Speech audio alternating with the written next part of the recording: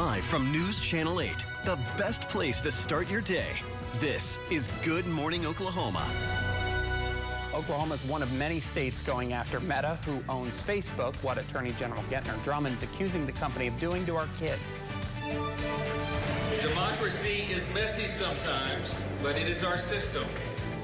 This conference that you see, this House Republican majority, is united. After several weeks of division in the House Speaker search, a claim that the GOP is united. Coming up, we'll have the latest on the leading candidate. And Israel at war with Hamas, how the Biden administration is working to get hostages to safety as Israel plans an all-out ground assault on the Gaza Strip. Good morning. Thanks for watching Good Morning Oklahoma at 4:30. I'm Tyler Butler here with Joy Bettenhausen. This whole thing yesterday, I don't know if you were watching your push alerts, what's been happening in the House. It's such a mess. I have to say it is laughable. You know me, I stay out of politics. I chose weather, not news. I'm happy you do all the news, especially political, because you handle it so well. But I'm like, come on, guys. I get it. It's a large body of people. It's hard to make 5 people agree. But, like, we can't choose somebody. It's like the president. If you don't like him, you've got however many years to find the next one, you know? And I saw Jake Tapper was interviewing one of these guys. It was like, well, you know, a lot of feelings are hurt. And Jake was like, you know what? Nobody cares. We don't care out here. Just get it done. And honestly, I think that's how all of us It's like, please feel. go back to work. Right. Please, we're paying you. Let's get right to weather this morning. As well, the pavement is still wet in some spots, but guess what? We're really not dealing with rain this morning. This is great news, as it just rained all day yesterday. BA Expressway, A-Best Roofing Live Camera Network, looking pretty good out there on the BA this morning, and I had no issues coming into work. We do have a couple of very light sprinkles or isolated showers across our far southeastern counties, also a couple across our far northwestern counties as well. But look at this line. We're not done yet, folks. We'll likely see this line pushing into green country. I could say earliest this afternoon, latest this evening. Temperatures a little bit warmer than yesterday. We are in the upper 60s this morning. Showers continue through Thursday morning. Friday, more of an isolated chance. Saturday, scattered showers once again. We're entering into day 2 of the rainfall. We'll talk more about that coming up.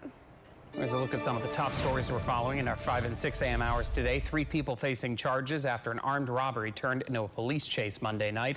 Tulsa police say a man was robbed at gunpoint by 2 men at an apartment complex at 71st and Mingo.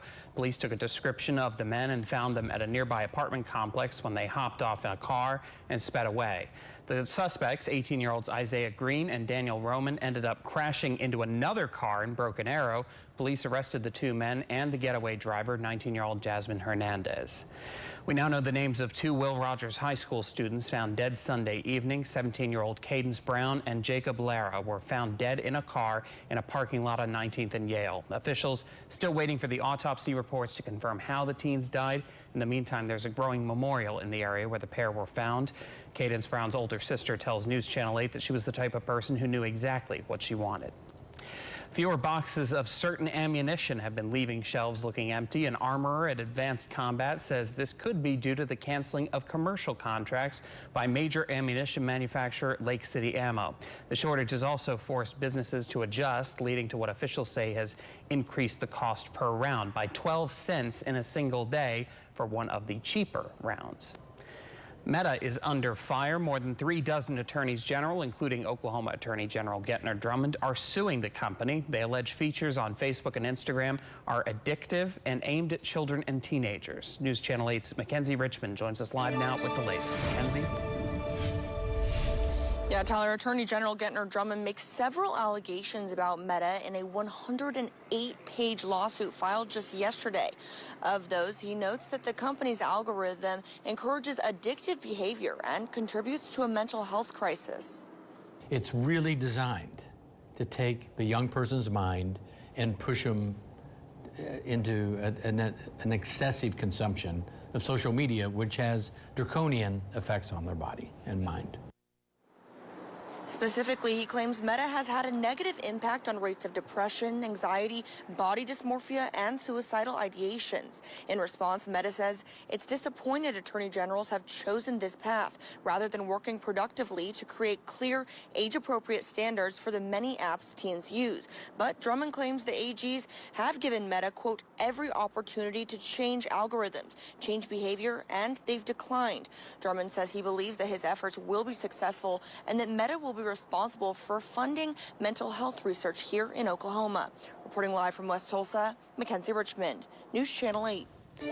Representative Mike Johnson's the latest Republican attempting to be the next Speaker of the House. As ABC's Ike Ajachi reports, the full House is meeting today to vote on Johnson, who is the fourth GOP congressman looking to grab the gavel. This morning, Republicans in the House are projecting unity after selecting Louisiana Congressman Mike Johnson as their nominee for House Speaker. We are going to move this quickly.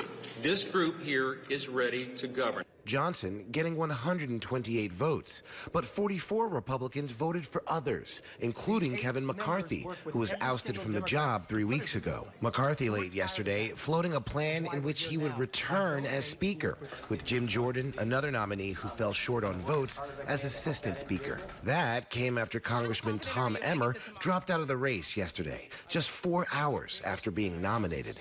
Emmer withdrawing after former President Trump came out against him. Emmer, no fan of Trump loyalists, voted to certify the 2020 election results for Joe Biden. Political reports after Emmer withdrew, Trump was quoted saying, "He's done. It's over. I killed him." One lawmaker appeared to be stunned by all the chaos. We are hopelessly divided. We are struggling to find our way. To continue to go through this exercise is, I think, an existential threat to the, to the constitutional republic. Following the vote, ABC's Rachel Scott trying to ask the new nominee, Mike Johnson, if he still stands by his vote to overturn the 2020 election results. Next question. Johnson's supporters, including Congresswoman Virginia Foxx, telling Rachel to shut up. Meanwhile, in a sign of confidence, Republicans removed Kevin McCarthy's name from outside the Speaker's office entrance. The full House is expected to vote on Johnson's nomination today, but it's unclear if he has enough votes to be elected on the House floor. Ike Ajachi, ABC News, Washington. Now to new details about the talks underway to free more hostages being held by Hamas in Gaza. Americans are among them. The negotiations are being described as intense. They come as conditions grow more desperate inside Gaza, where the World Health Organization says at least 6 hospitals have been forced to shut down because of a lack of fuel for power. Israel says Hamas has fuel stockpiles, but refuses to distribute them. Meanwhile, the Pentagon's releasing more information about the threat U.S. troops are facing in the region. ABC's Andrew Dimbert has the latest. This morning, more American air power is arriving in the Middle East, including F-16s from the New Jersey Air National Guard, a group known as the Jersey Devils. It is our aim to avoid any regional expansion of Israel's conflict with Hamas, but we stand ready and prepared to protect and defend our partners and our interests, and will act to do so. Last week, the USS Carney shot down missiles and drones over the Red Sea launched by Iranian-backed Houthi rebels in Yemen. The Pentagon now confirms those missiles could have reached Israel. The Pentagon also revealing 13 attacks on U.S. military bases in Iraq and Syria in the last week, with dozens of minor injuries. An Iranian-backed militant group claims U.S. bases in the United Arab Emirates and Kuwait will also be targeted in response to the Israel-Hamas war. If Iran or its proxies attack U.S. personnel anywhere, make no mistake, we will defend our people, we will defend our security, swiftly and decisively. Meanwhile, new efforts to free more hostages in Gaza, including Americans, taken by Hamas during the October 7th attack. The U.S. has been pushing Israel to delay a ground invasion of Gaza. ABC's Matt Gutman is along the border. You can see armor starting to prepare a maneuver. And just on the other side over there, behind those armored personnel carriers, Israeli troops are preparing for combat. They say they're getting closer and closer to moving into Gaza here. Israel is preparing for a potential influx of war casualties. This underground parking lot has been converted to a hospital. We managed to fully equip this place. We're talking about a hospital of 130 beds. At the end, there's an intensive care unit. Andrew Dimbert, ABC News, New York. From the